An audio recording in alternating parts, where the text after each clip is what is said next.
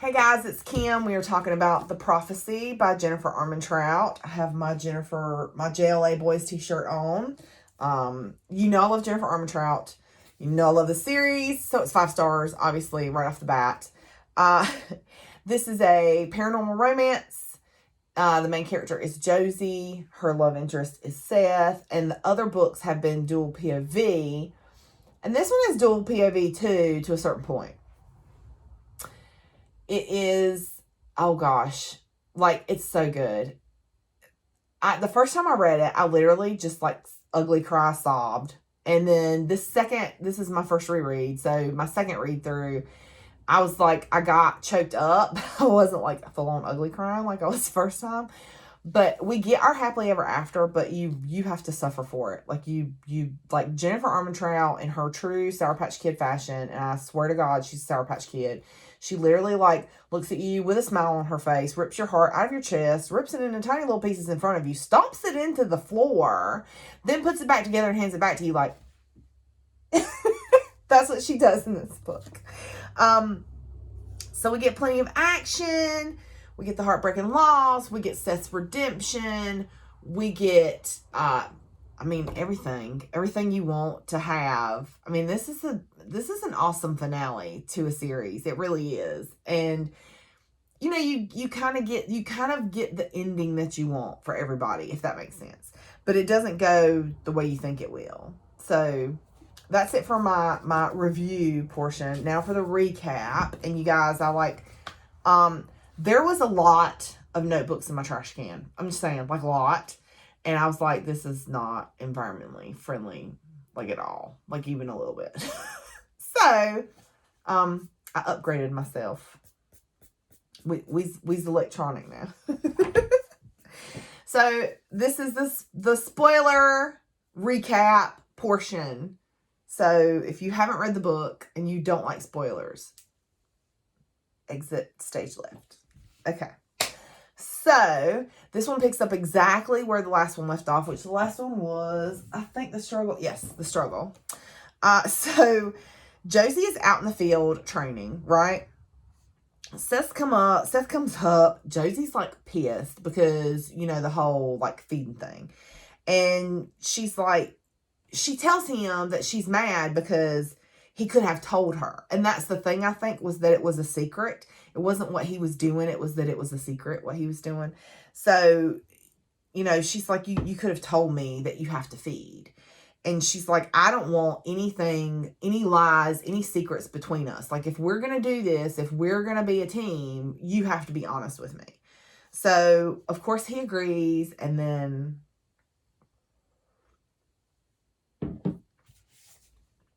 there's sexy times. So Seth is like, you know what, girl? Let's do this thing. Let's get married. So he literally just when she gets up from a nap, he's like, hey, let's get married. So, and he's brought her all the food from the cafeteria. He's just being super sweet, Seth. That he's being the Seth that we always knew that he could be, y'all. So they're talking about the plan. Seth wants Josie to stay at the Covenant because, she's preggers. And he and Deacon and Luke will all go after the other demigod, which they think is Ares' son, which it is. It turns out to be Ares' son. I think his name is Eric. And Josie is having some self-doubt stuff. And Seth's you're so strong and amazing. And I love you so much. And, just talking her up, being his perfect, sexy self. So Seth goes to LA and he's dealing with the aftermath of Hyperion's death. Because, whenever they kill a Titan, a hole in the earth opens up and demons crawl out. So he is in LA dealing with the demons. Him and Aiden are working together. And y'all, there is such this cute little bromance with Seth and Aiden. I love it so much. So he's working with Aiden and they are killing demons. And then a Hydra crawls out of the hole in the earth. The thing with all the heads. So Seth is hitting it with a caution because Seth is so cocky, and Seth's I got this, and hits it with a god bolt, and nothing, the thing just gets pissed off and roars.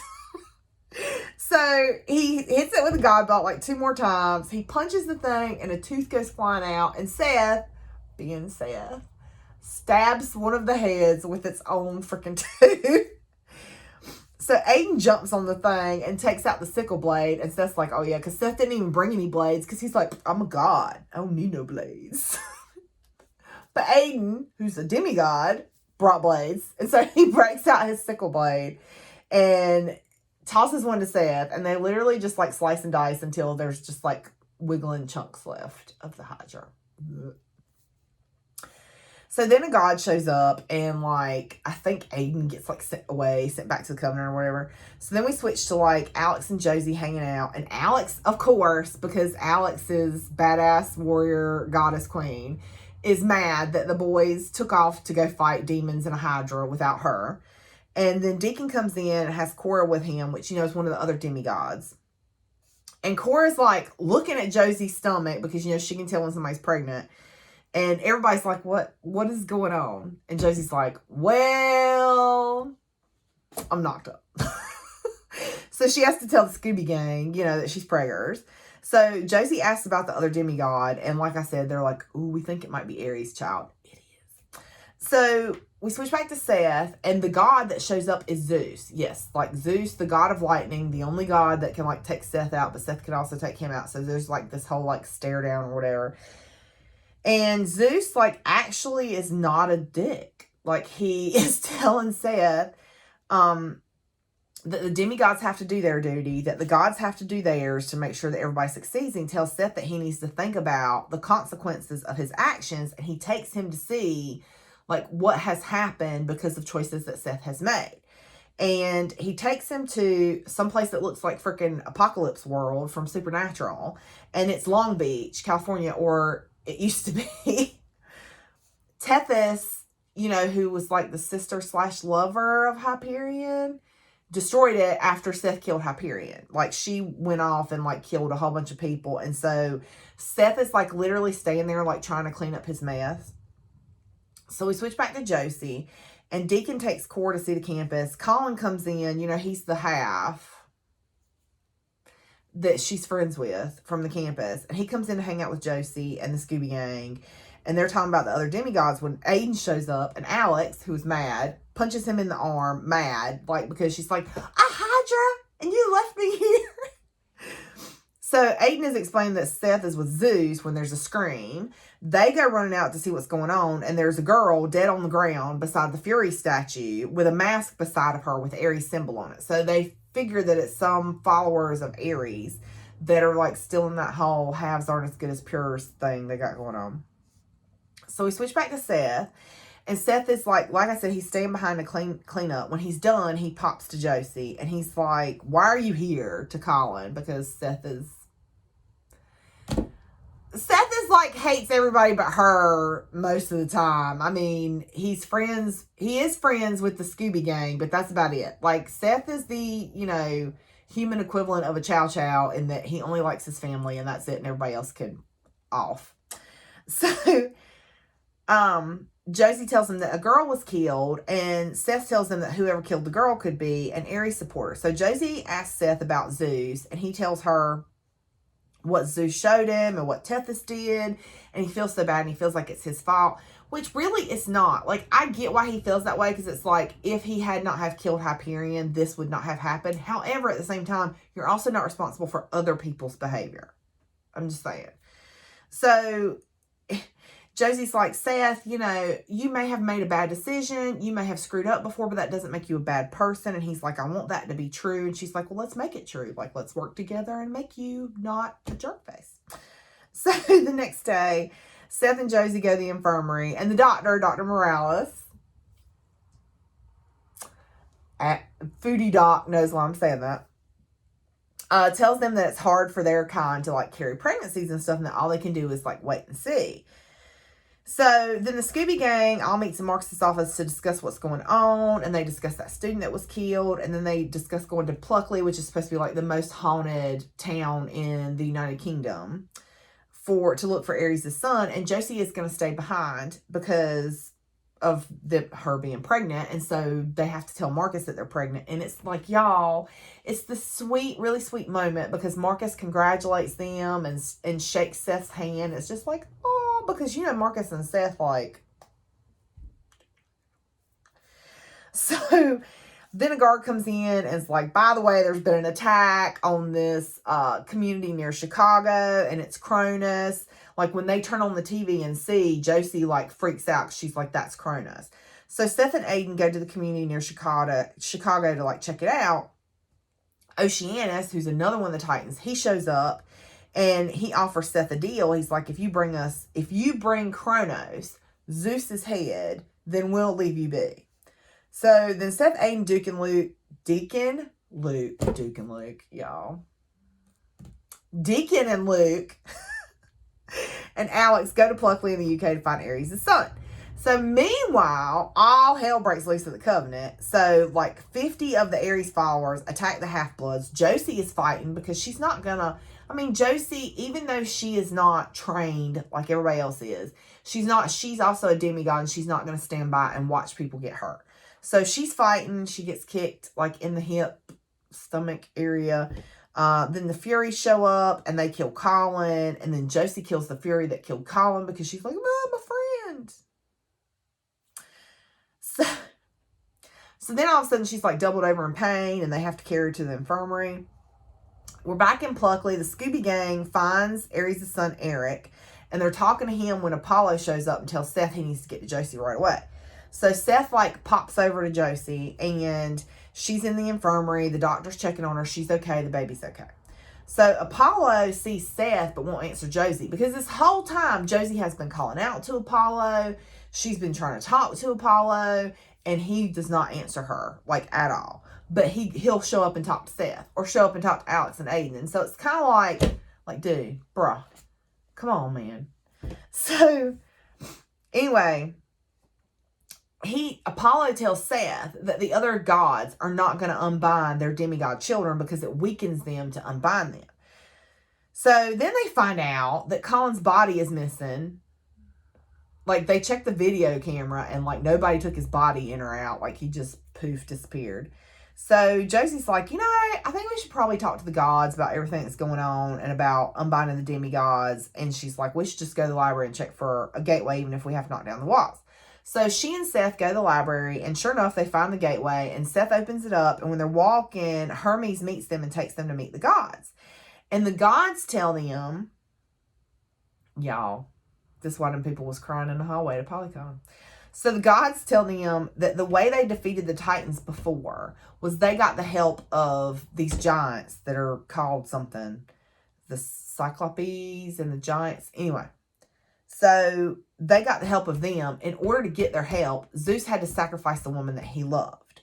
So the only way to get their help is for there to be an absolute sacrifice, right? So either Seth has to sacrifice himself, or he has to sacrifice Josie. Well, obviously, Seth's not going to sacrifice Josie. Seth would kill himself 50 times a day if it protected Josie. You know what I'm saying?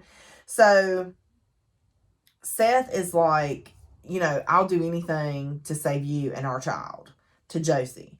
And Josie is so mad. She's going off on him. And he poofs them back to their room at the Covenant. And they argue for a little while, but then Josie's like, you know what? We only have, because they're the deed needs to be done by sundown or something. So they literally only have a few hours to spend with each other.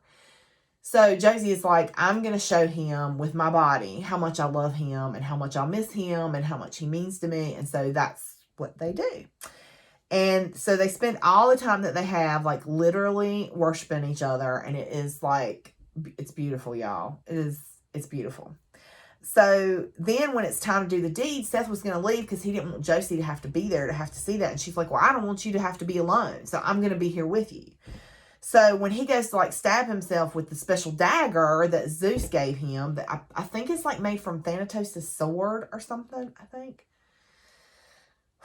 Y'all, oh God. Having flashbacks the first time I read this, and Seth stabs himself and then he's gone. And, So he goes to stab himself, and Josie goes to grab the dagger at the last minute, but it's too late. He's gone. And so she's just literally holding him, just crying, just losing it. Who wouldn't, right? Here's the love of your life, the father of your child. You just watched him have to kill himself. So Alex has been beating on the door, can't get Josie to open the door. And I think Seth, like, poofed out, like, disappeared. And I think that was part, like, that kind of made it even harder for Josie because she didn't even really have a body to grieve over. So, anyway, Alex, like, tries to help her, but she's, like, totally lost in her grief. And so Deacon comes in and tries to help her.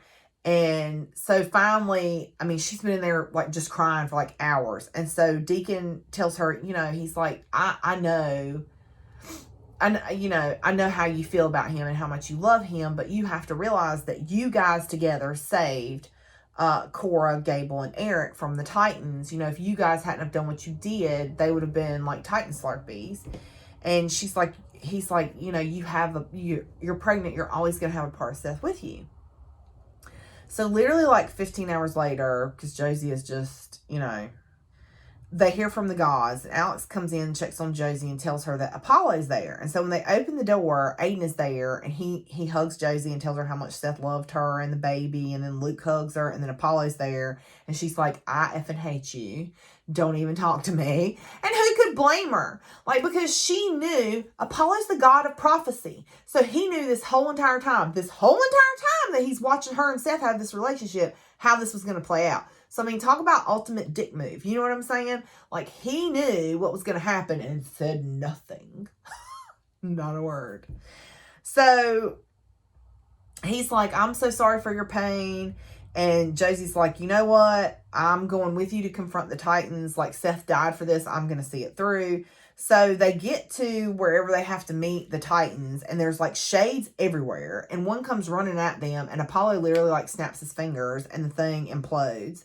So then the ground is shaken, and Oceanus and Tethys are there. And then Apollo tells Josie to thrust the dagger that Seth stabbed himself with into the ground. So she does. And when she does, there's, like, this, like, force, like, shockwave. There's, like, this shockwave, and, like, it knocks everybody back, and the dagger goes into the air and then bursts into, like, freaking fairy dust or something.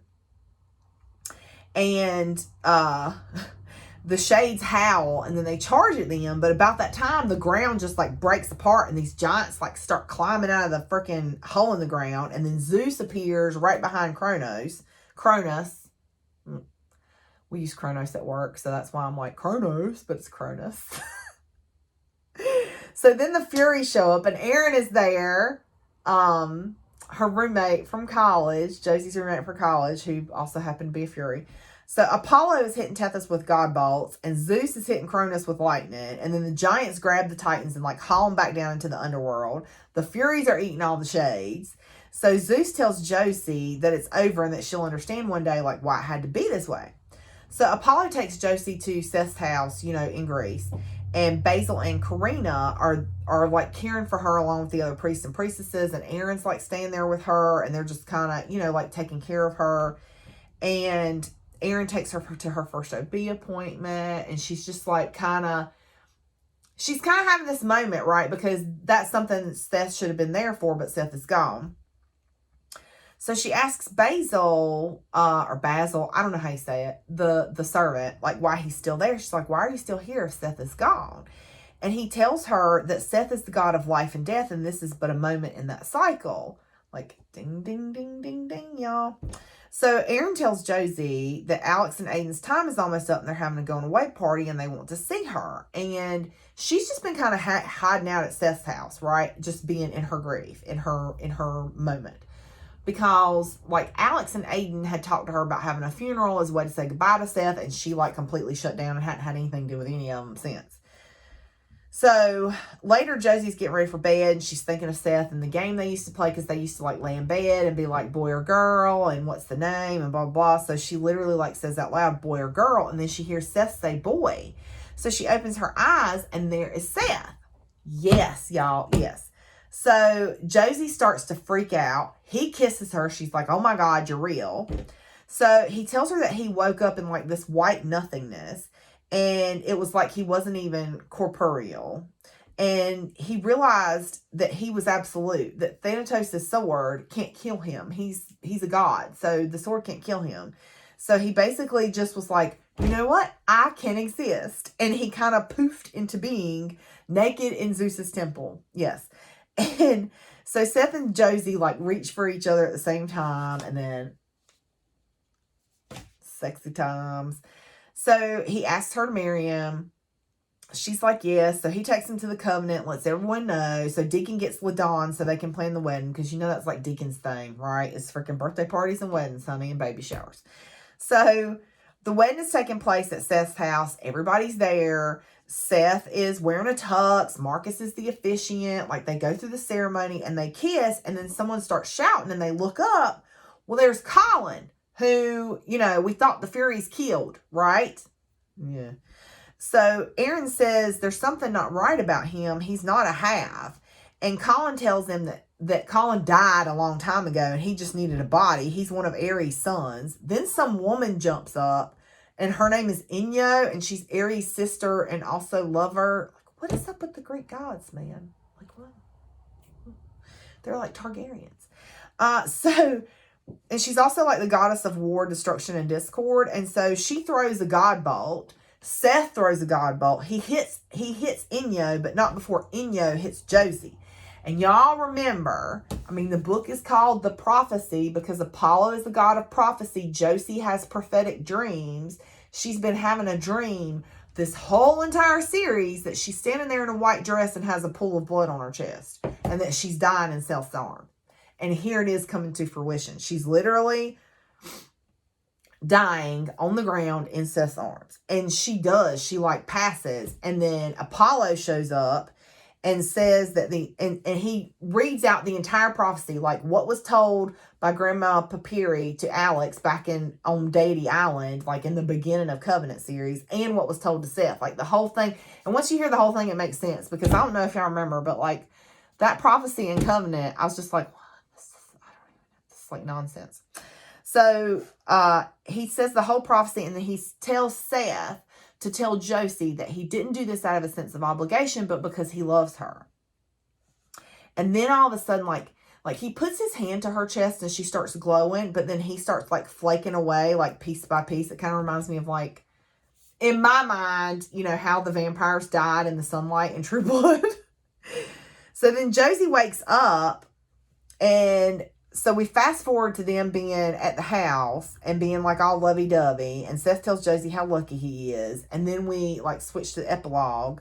And in the epilogue, Deacon is holding the baby. So Josie had the baby and everything went fine. And they named the baby Leon in honor of Apollo. So it was just this really sweet, precious, perfect ending to this series. And like, I'm sure I missed some stuff because like there was some stuff going on with like Eric, but like I was listening to the book in the car some, so I don't have all of it, but you get the gist of it here on this video. So thanks you guys so much, and I will see you next time. Bye.